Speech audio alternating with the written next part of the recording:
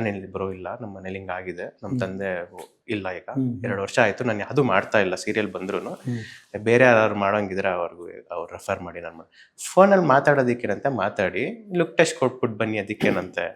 ನನಗೂ ಗೊತ್ತಿರಲಿಲ್ಲ ಅದು ರಾಯರ್ ಪಾತ್ರಕ್ಕೆ ಅಂತ, ಆವಾಗಲೂ ನನಗೆ ಗೊತ್ತಿರಲಿಲ್ಲ. It was for Rayar role ಅಂತ ನನಗೆ ಗೊತ್ತಿರಲಿಲ್ಲ.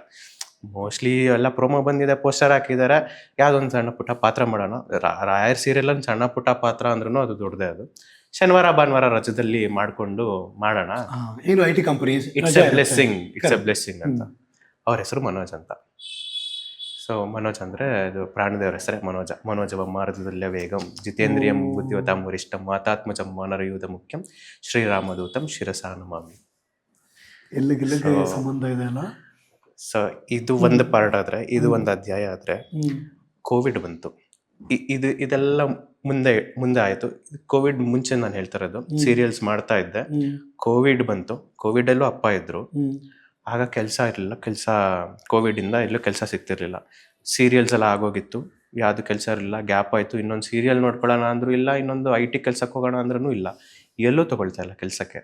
ಕೋವಿಡ್, ಇಡೀ ದೇಶನೇ ಲಾಕ್ಡೌನ್, ಏನು ಮಾಡೋದಂತ ತೋಚ್ತಿಲ್ಲ. ಅಪ್ಪ ಕೆಲಸದಲ್ಲಿದ್ರು, ಮತ್ತೆ ಬ್ಯಾಕ್ ಟು ಪೆವಿಲಿಯನ್ ಅಂತ ಅಪ್ಪನೇ ನೋಡ್ಕೊಳ್ತಾ ಇದ್ರು ಎಲ್ಲದು. ನಾನು ಅವಾಗ ನನ್ನ ದೇವ್ರಿಗೆ ಮೊರೆ ಹೋದೆ, ಯಾಕಪ್ಪ ಹಿಂಗೆ ಮಾಡ್ತಿದ್ಯಾ, ಅದೇ ಸೈಕಲಲ್ಲಿ ಕರ್ಕೊಂಬರ್ತಿದ್ಯಲ್ಲ, ನನಗೇನು ಅಪ್ಗ್ರೇಡೇಷನ್ನೇ ಇಲ್ವಾ, ಒಂದು ಸಾಫ್ಟ್ವೇರ್ಗೆ ಅಪ್ಡೇಟ್ ಇರುತ್ತೆ, ನನಗಿರಲ್ವಾ ಅಂತ.